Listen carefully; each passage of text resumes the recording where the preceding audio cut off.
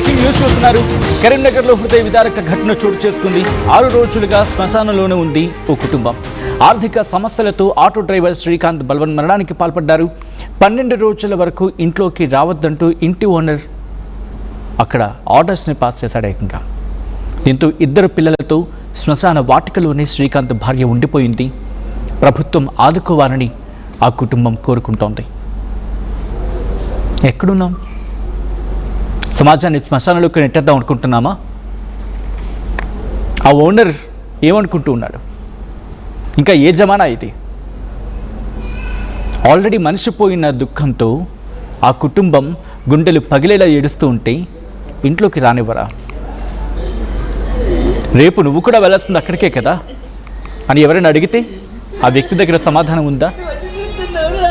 6 రోజులుగా శ్మశానంలో ఆ కుటుంబం ఉందా? ఆర్థిక సమస్యలతో ఆటో డ్రైవర్ శ్రీకాంత్ బలవన్ మరణానికి పాల్పడ్డారు. ఇంటి దిక్కును కోల్పోయిన కొండంత దుఃఖంలో ఆ కుటుంబం ఉంటే 12 రోజుల వరకు ఇంట్లోకి రావద్దంటూ ఇంటి ఓనర్ శాసించాడంటే ఏకంగా. 2 పిల్లలతో శ్మశాన వాటికలోనే శ్రీకాంత్ భార్య ఉంది. ప్రభుత్వం ఆదుకోవాలని చెప్పి ఆ బాధిత కుటుంబం కోరుతుంది. ఒకసారి చూడండి, ఆ కుటుంబం దుఃఖం. ఆల్రెడీ కొండంత అండను కోల్పోయింది. ఉన్న గూటికి దిక్కులేదు. ఒకసారి విజువల్స్ చూద్దాం.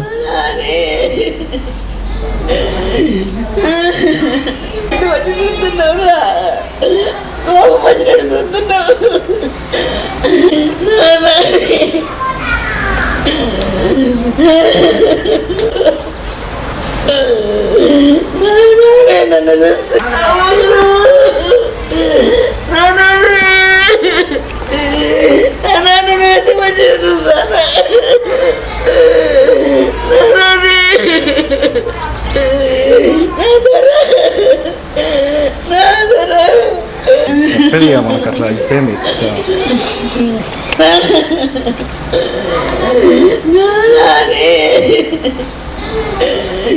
ఆ దృశ్యాలు కేవలం కరీంనగర్ మాత్రమే కాదు, ఆ కుటుంబాన్ని మాత్రమే కాదు, ఈ కథలను చూసే ప్రతి ఒక్కరి గుండెని మెలిపెడుతూ ఉంటాయి. గుండెను పిండేసే ఘటనది. శ్మశాన వాటికలో ఆ కుటుంబం ఉండడం అంటే ఎంత దౌర్భాగ్యం ఇది. The society should react. It must react. ఈ కథను మిమ్మల్ని కాస్త కలవరపరచవచ్చు. అయితే మిమ్మల్ని కలవరపడకు గురి చేయడం ఆర్టీవీ ఉద్దేశం కాదు. కానీ ఇటువంటి కథనాలు చూసినప్పుడు కాస్త కలవరపడకు గురే అవకాశం ఉంటుంది. కాబట్టి దీనికి సంబంధించి తగిన జాగ్రత్తలు తీసుకోవాలని ఆర్టీవీ సూచించడం జరుగుతోంది. దిస్ ఈస్ ఆ disturbing content video description is highly advised. ఒక్కసారి చూడండి, ఆ కుటుంబం ఎంతలా రోధిస్తోందో. ఇలా ఎలా వెళ్ళిపోతావంటూ ఆ కుటుంబం బాధపడుతూ ఉంటే, ఆ కుటుంబం గుండెలు పగిలి ఏడుస్తూ ఉంటే, ఇంతలోనే నీకేం వచ్చిందయ్యా ఓనర్? ఏంటి ఓనర్? ఎవరికి ఓనర్? పోనీ ఆ ఇల్లు అయినా శాశ్వతంగా నువ్వు పోయినప్పుడు కూడా పట్టుకుపోతావా? కాదు కదా. ఇది అక్కడ వాళ్ళు ప్రశ్నిస్తోంది. 12 రోజులు ఇంట్లోకి రాకూడదా? ఏ ప్రపంచంలో ఉన్నాం? భూమి మీద ఉన్నాం కదా. ఇంకా వాళ్ళు భూమి మీద ఉన్నారు, నువ్వెందుకు భూమి మీద ఉండడం? వెళ్ళిపో, ఏ యూనివర్సిటీకి వెళ్ళిపో అని చెప్పి వాళ్ళు ప్రశ్నిస్తే, ఈ ఘటన అందరినీ కలిచివేస్తోంది తీవ్రంగా. ఇది అంశానికి సంబంధించి పూర్తి సమాచారం తెలుసుకునే ప్రయత్నం చేద్దాం. మా ప్రతినిధి చంద్రశేఖర్ అప్డేట్స్ అందించేందుకు సిద్ధంగా ఉన్నారు. చంద్రశేఖర్, ఈ ఘటన తర్వాత మానవ సంఘాలు ఏవైనా హ్యూమన్ రైట్స్ అక్కడ హ్యూమన్ రైట్స్ సంబంధించి యాక్టివిస్టులు ఎవరైనా రియాక్ట్ అయ్యారా? ఆ వ్యక్తిని, ఆ ఓనర్ని ప్రశ్నించడం జరుగుతోందా? లీగల్గా ఏమైనా యాక్షన్ తీసుకునే ప్రయత్నం జరుగుతోందా? ప్రస్తుతం ఆ కుటుంబం పరిస్థితి ఏంటి? సచిన్, హృదయ విదారక ఘటన అని చెప్పుకోవచ్చు. కరీంనగర్ కార్పొరేషన్ పరిధిలో చింతకుంట గాంధీనగర్ లో కొద్ది రోజుల నుంచి ఆటో నడుపుకుంటూ జీవనోపాధి పొందుతున్నారు శ్రీకాంత్ అనేటువంటి వ్యక్తి. శ్రీకాంత్ రూప దంపతులకి 2 పిల్లలు ఉన్నారు. దీనిలో కొంతకాలం నుంచి ఆర్థిక పరమైనటువంటి ఇబ్బందులు చాలా ఉన్నాయి. అప్పుల వాళ్ళు వచ్చి వేధిస్తున్నారనేటువంటి కోణంలో ఆవేదనతో ఆయన బలవన్ మరణానికి పాల్పడినటువంటి ఘటన కలకలం రేపుతుంది. దీనిలో భాగంగా తోటి మనిషి ఎట్లా ఉన్నాడు, నిన్న మొన్నటి దాకా మాతో కలిసి మాతో పాటే ఉన్నాడు అనేటువంటి కనీస స్పృహ లేకుండా మీరు బయటకు వెళ్ళండి, ఖచ్చితంగా మీరు ఇప్పుడు 12 రోజులు కార్యక్రమాలు అయిపోయేంత వరకు మీరు కానీ మీకు బంధువులు కానీ ఇక్కడికి రాకండి. మీకు తెలిసిన వాళ్ళు ఎవరైనా ఉంటే మీకు సంబంధించిన బట్టలు వస్తువులు కావాలంటే ఇస్తామంటూ ఇంటి ఓనర్ చెప్పినటువంటి ఘటన కలకలం రేపుతుంది. గత 6 రోజుల నుంచి అంత్యక్రియలు జరిగిన తర్వాత మానేరు తీర ప్రాంతంలో ఉన్నటువంటి ఆ శ్మశాన వాటికలోనే ఆ తల్లి, ఇద్దరు పిల్లలు, కొంతమంది బంధువులతో కలిసి అక్కడ తలదాచుకుంటున్నటువంటి ఘటన కలకలం రేపుతుంది. ఘటనకు సంబంధించి వెలుగులోకి వచ్చిన తర్వాత సచిన్ జిల్లా కలెక్టర్ ని కలవడం జరిగింది. కొంతమంది రాజకీయ పార్టీలకు సంబంధించినటువంటి నేతలు వాళ్ళని పరామర్శించి ధైర్యం చెప్పే ప్రయత్నం చేశారు. ఆర్థికంగా ఆదుకుంటామని భరోసా ఇచ్చేటువంటి ప్రయత్నం చేశారు. అయినప్పటికీ తమ ఇంటి పెద్ద, కుటుంబ పెద్ద లేనటువంటి పరిస్థితిలో ఇద్దరు చిన్నపిల్లలను పట్టుకొని అమ్మ నాన్న ఇక్కడ ఎందుకు ఇక్కడ ఉంటున్నామంటే ఏం చెప్పాలో తెలియనటువంటి స్థితిలో ఆ తల్లి ఆవేదన మనం వర్ణించడం కూడా కష్టమవుతున్నటువంటి పరిస్థితి సచిన్. దీంట్లో భాగంగా ఖచ్చితంగా మానవతావాదులు అలాగే చట్టాలు కఠినంగా అమలు చేయాలి. ఇప్పుడు ఈ ఆధునిక కాలంలో సైతం మూఢనమ్మకాలతో కొట్టుమిట్టాడుతున్నారు. ఇంట్లోకి వస్తే ఏమైతుంది? ఇప్పుడు ఇవాళ అతను పోయాడు, రేపు ఇతను కూడా అనేటువంటి కోణంలో విమర్శలు తీవ్రంగా అవుతున్నటువంటి పరిస్థితి. దీన్ని దృష్టిలో పెట్టుకొని గత కొంతకాలం క్రితమే కరీంనగర్ హౌసింగ్ బోర్డు కాలనీ ప్రాంతంలో ఒకటి కర్మకాండల నిలయం అనేది సైతం ఏర్పాటు చేయడం జరిగింది. ఎవరికైతే సొంత ఇల్లు లేదో, ఇంటి యజమానులతో ఇబ్బంది ఉందో అక్కడికి వెళ్ళి ఫార్మాలిటీస్ అక్కడ ఉండి వారం 10 రోజుల పాటు ఉండడానికి సైతం అవకాశాలు ఉన్నటువంటి సందర్భం ఉంది. బహుశా వారి దృష్టికి రాలేదు. అయితే కరీంనగర్ మేయర్ దృష్టికి సైతం మనం తీసుకెళ్లడం జరిగింది. త్వరలోనే దీన్ని అవసరమైతే ₹1 కోట్ల వ్యయంతో అయినా సరే ఇలాంటి వారికి ఇబ్బంది లేకుండా మేము చూసుకుంటాం, త్వరలోనే ఈ పథకాన్ని అమలు చేయడానికి ప్రయత్నం చేస్తామని చెప్పేసి మేయర్ కొలగాని శ్రీనివాస్ సైతం చెప్పడం జరిగింది. మొత్తం మీద ఆ పలువురిని కంటతడి పెట్టించేటువంటి సంఘటనగా. అంటే చంద్రశేఖర్, ఆ ఓనర్కి సంబంధించి ఒక్కసారి మాట్లాడే ప్రయత్నం చేద్దాం. ఆ ఓనర్ ఏంటంటే ఏమైనా సాధారణంగా చూస్తూ ఉంటాం, సంప్రదాయబద్ధంగా ఇంట్లోకి రాకూడదు ఇలాంటి కండిషన్స్ పెడుతూ ఉంటారు. అటువంటి పరిస్థితి ఉందా? లేకపోతే ఇంటి కుటుంబం అంటే ఇంటి పెద్దను కోల్పోయారు కాబట్టి ఇక రెంట్ కట్టలేరు అలా అని చెప్పి వాళ్ళని ఇంటి నుంచి బయటకు పంపించేశారు? అక్కడ వాళ్ళు ఏమంటూ ఉన్నారు? At the same time owner ఏమైనా రియాక్ట్ అవుతున్నారా, మాట్లాడుతున్నాడా ఆ వ్యక్తి?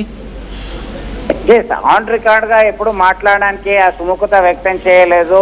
కానీ మీరు అన్నట్టుగా రెంట్ కట్టే పరిస్థితి లేదు అనేటువంటి విషయాన్ని పక్కన పెడితే ప్రస్తుతం ఉన్నటువంటి ఆయన కుటుంబ పెద్ద మృతి చెందాడు. మృతి చెందినటువంటి కుటుంబ సభ్యులు వారికి 10-12 రోజుల పాటు ముట్టుడు అంటుంటాం మనం, మహిళ ఆ ముట్టుడులో ఉన్నారు. దీనిలో భాగంగా మీరు రావద్దు, ఇక్కడికి శుభ సూచకం కాదు అనేటువంటి కోణంలోనే వాళ్ళని రావద్దని చెప్పి అక్కడే ఉండాలి అని చెప్పేసి హుకుం జారీ చేశాడు. దీనిలో భాగంగా ఆ తర్వాత మీరు రావచ్చు, యథావిధిగా ఉండొచ్చు అని అంటున్నారు. ఈ కుటుంబాన్ని పెద్ద విషాదము అని చెప్పుకోవచ్చు సచిన్. దీనిలో భాగంగా స్పందించి తమకి ఇప్పటికీ చేయూత అందిస్తున్నటువంటి వారికి వారు కృతజ్ఞత తెలుపుతున్నారు. త్వరలోనే మేము బయటపడతాము అని చెప్పేసి ఆ మనోధైర్యం కూడగట్టుకునేటువంటి పరిస్థితి ఆ రూప అనేటువంటి ఆ తల్లి చేస్తున్నటువంటి పోరాటాన్ని మనం ఇక్కడ గుర్తు చేసుకోవాల్సినటువంటి అవసరం ఉంది. ఖచ్చితంగా కొంతమంది రాజకీయ పార్టీలకు సంబంధించినటువంటి నేతలు, కార్యకర్తలు ఇప్పటికే వారికి భరోసా ఇచ్చారు. అవసరమైనటువంటి బియ్యము, అవసరమైనటువంటి కొంత ఏం అవసరం ఉన్నా కానీ మేము మీకు అండగా ఉంటామని చెప్పేసి ధైర్యం చెప్తున్నారు. అయితే అక్కడ ఉన్నటువంటి పరిస్థితి వేరు. వాళ్ళకి కావాల్సింది భరోసా, ఈ డబ్బుల సహాయమే కాకుండా మమ్మల్ని ఖచ్చితంగా ఉన్న ఇంట్లో నుంచి కిరాయి ఉంటున్నప్పటికీ గత కొంతకాలం నుంచి అక్కడే మేము నివసిస్తున్నాము, రెంట్కి ఉంటున్నాము, అయినప్పటికీ ఆ ఇంటి యజమాని బయటకు పంపించారనేటువంటి ఆవేదన వారి మాటల్లోనే ఉన్నాం. ఇది దాదాపుగా కరీంనగర్ లాంటి కార్పొరేషన్ పరిధిలోనే చాలా మంది 50,000 మంది వరకు ఇతరత్ర ప్రాంతాల నుంచి వచ్చి సొంత ఇల్లు లేనటువంటి వాళ్ళు ఉండేటువంటి పరిస్థితి ఉంది. రేపు ఎవరికైనా ఇలాంటి పరిస్థితి వస్తుంది, వాళ్ళ పరిస్థితి ఏంటి? గతంలో సైతం చాలా ఇలాంటి ఘటనలు జరిగాయి, అయినప్పటికీ ఎలాంటి చర్యలు, కఠినమైన చర్యలు తీసుకోలేదు. తీసుకుంటే ఇదంతా కూడా ఈ సామాజిక పరమైనటువంటి రుగ్మతలు రూపుమాపి వారికి కనీసం భరోసా ఇవ్వకపోయినా ఇబ్బంది పెట్టేటువంటి పరిస్థితి తలెత్తకుండా ఉంటుంది కదా అని చెప్పేసి చర్చ జరుగుతున్నటువంటి పరిస్థితి. రైట్ చంద్రశేఖర్, ఒక్కసారి మీరు లైన్లో ఉండే ప్రయత్నం చేయండి.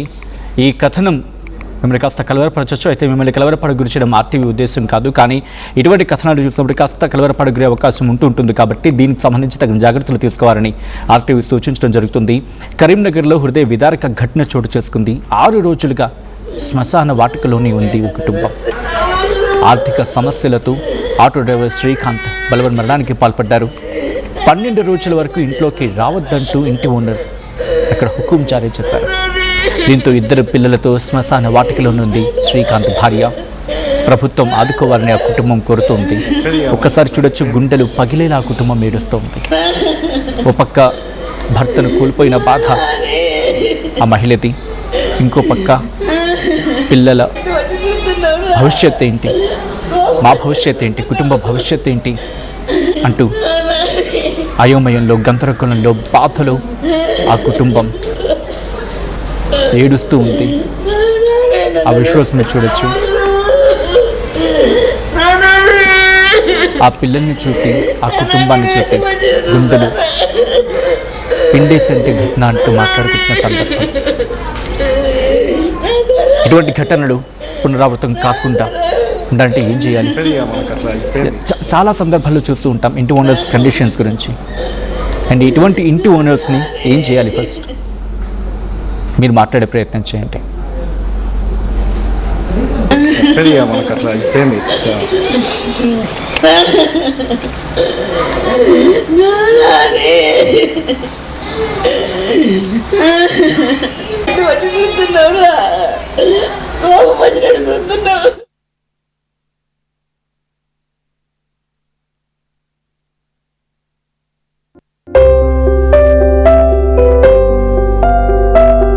చిన్న చిన్న ఆనందాలు 35 ఏళ్లుగా నా జీవితంలో లేవు.